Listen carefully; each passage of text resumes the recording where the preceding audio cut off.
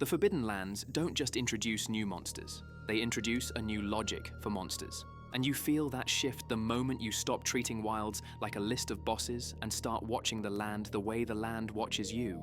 In older Monster Hunter games, apexes are kings because they are individually overwhelming. They sit at the top because they win fights, defend territory, and force every other creature to orbit their power. In wilds, that idea starts to crack. Apexes still hit like trucks, sure. But the reason they rule doesn't feel like brute dominance anymore. It feels like something systemic is choosing them, promoting them, rotating them, and sometimes discarding them. That's the hook tonight. Wilds doesn't just have apex monsters, it has an apex system. And the flagship of that idea, the creature that makes the whole pattern visible, is Rei Dao. Before we go deeper, quick and truly appreciated pause. If you're enjoying this season and you want the next episodes to keep arriving in full length, a like and a subscribe help more than you'd think. It's the simplest way to tell YouTube that people want long, story-first Monster Hunter lore, and it keeps this series alive on the platform. And I'd love to hear what other games or universes you want tackled in this style once we finish Wilds. So drop your picks in the comments. I'm building the roadmap for what comes after, and your suggestions shape it directly. All right, let's climb the ladder. So our single core question for episode 5 is this: what makes Wild's apex monsters different? And why does Rei Dao feel less like a boss and more like a keystone in a machine-driven ecology? You already have the groundwork from the earlier episodes. The Evertorch grid still pulses, the landspine still leaks Wilk, weather phases still rotate as a stabilizing routine, Arkveld still roams as a blind failsafe, the Keepers still live by reading system patterns rather than fighting them. All of those pieces point to a living feedback loop beneath the surface. Episode 5 is where we watch that loop push monsters into roles. Let's begin with what the game shows you about Rei Dao, because Wilds wants you to meet it not just as another big hunt, but as a presence that reorganizes your understanding of the Windward Plains. Rei Dao doesn't arrive like a surprise invader. It arrives like the plains reaching a conclusion. In fallow, the land is tense, dry, watchful. In inclemency, the storms hammer down and the world becomes a short-lived arena where only storm specialists can thrive. Then, as the phase settles and the plains reset, Rei Dao emerges as the apex that best fits that loop. It looks built for the open wind, for sudden bursts of violence, for command of visibility and movement. Its silhouette reads like a predator carved to exploit chaos, wide presence, aggressive posture, a kind of forward-leaning confidence that says, "This storm belongs to me." But the more important thing is when Rei Dao matters. Its dominance feels most absolute during storms. During plenty, you see a broader ecology bloom and breathe, and Rei Dao's rule feels less like an iron throne and more like a temporary crown. You get the sense that its apex status is tied to a specific state of the land, not to permanent supremacy. That's our first evidence beat. Rei Dao's dominance is phase-linked. It rules hardest when the system's storm logic is active and yields space when plenty resets the web. In older games, an apex would defend its home across all conditions. In Wilds, apex authority is conditional, almost contractual, like the land grants power for a window and then reopens the board. Now, ask what that implies. It implies apexes are not just winning fights. They are selected for the way they fit the land's current stress pattern. They are functional answers to what the system needs during a given phase. During inclemency, the environment is a pressure cooker. Visibility drops, herds funnel, terrain hazards spike. The system is basically running a survival test, and only certain configurations of biology can exploit it. Monsters like Rei Dao aren't merely strong enough to survive storms. They look like they were shaped by storms, for storms. That means their apex status is less about raw hierarchy and more about compatibility with the stabilizer's stress cycle. So here's the second evidence beat, pulled from watching the plains. Apex monsters in Wilds are storm specialists promoted by the system's pressure state, not permanent rulers by simple brute rank. If you accept that, you instantly understand why apex ladders feel different in Wilds. You're not climbing a static pyramid. You're moving through a rotating board where the top spot is often occupied by the species best adapted to the system's current mode. Now, let's widen beyond Rei Dao and look at the ladder itself. Wilds does something subtle but massive. It makes apex relationships visible through time, not just through difficulty. In older titles, you met monsters roughly in a progression arc set by the game. In Wilds, progression is layered over living ecology.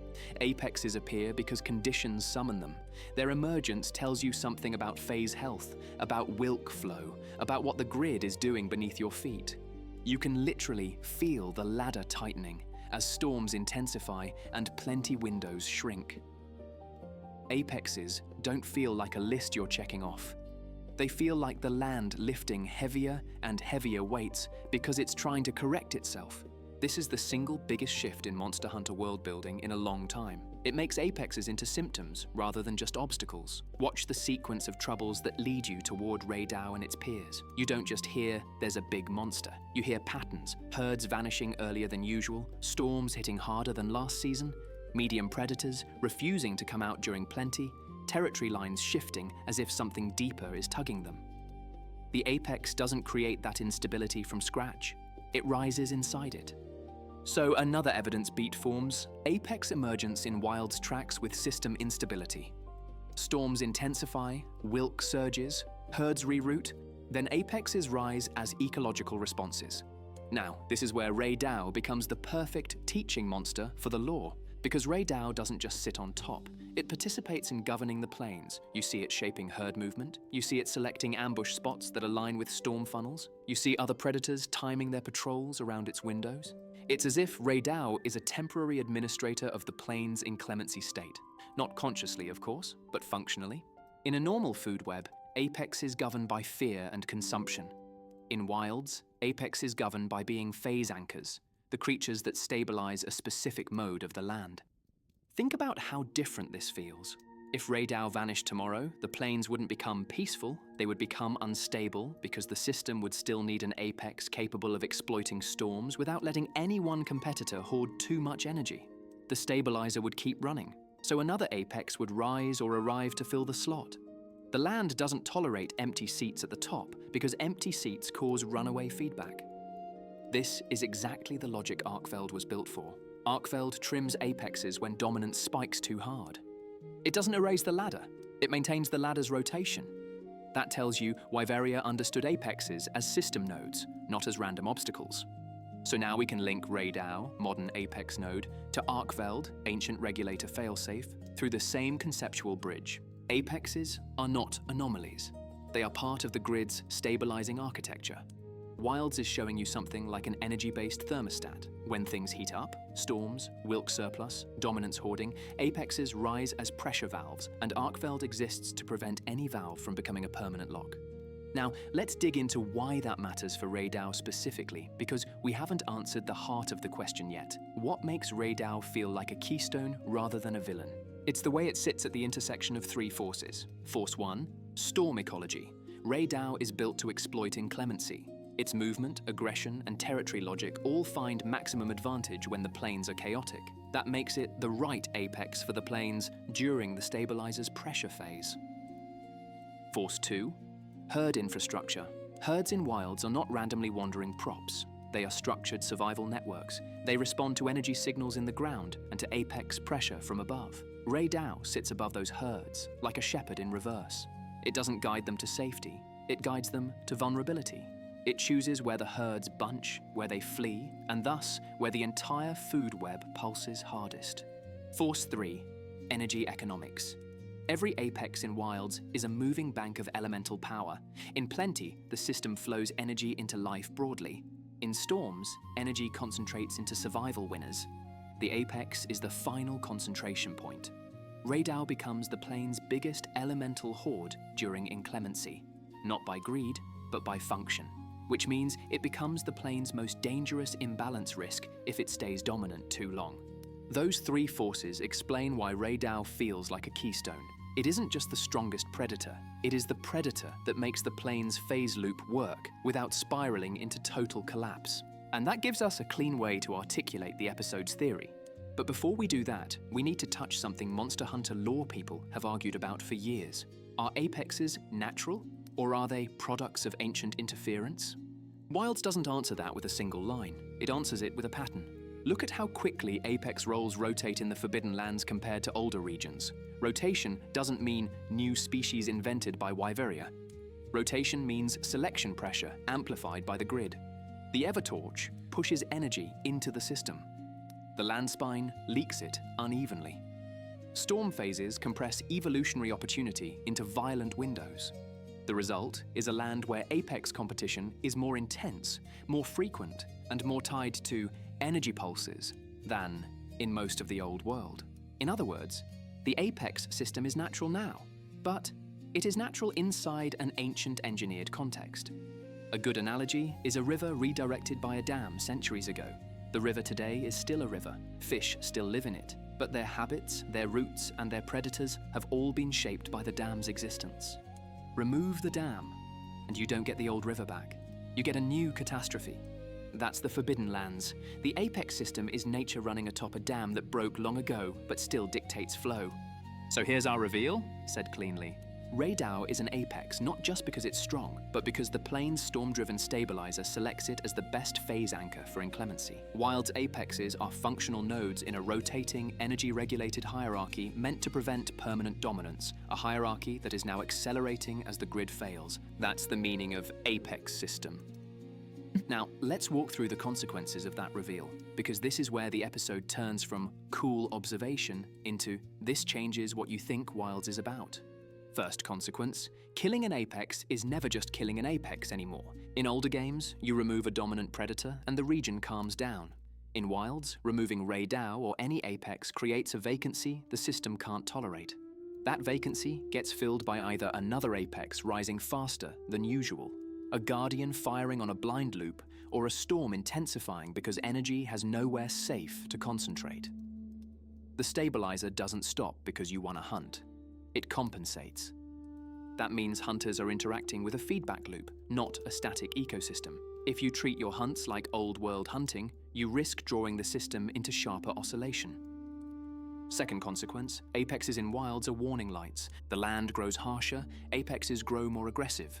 The ladder moves faster, the pressure state lasts longer. Plenty windows shrink. All of that says the system is fighting itself. An apex like Raydao, rising more often or more violently, isn't just a local problem. It's a report from the landspine that energy distribution is failing. Third consequence? This changes the guild's mission from hunt threats to interpret signals. This is why Alma, Gemma, and your unit aren't just roaming to kill bosses. You're effectively doing triage on a machine world. Every apex pattern is data, every storm escalation is data, every herd migration is data. The guild can't afford to be blind. If they misread the apex system, they might accidentally accelerate the spiral Wyveria once died to. Now, to make this piece hit emotionally, we should talk about why the apex system is accelerating right now. We already have the two big drivers from episode 4, but let's connect them to Raydao and make it tangible. Driver 1. Energy spikes are getting sharper. The landspine is damaged. Wilk leaks into biomes in bigger, more uneven surges. When energy floods a region, it fuels rapid dominance contests.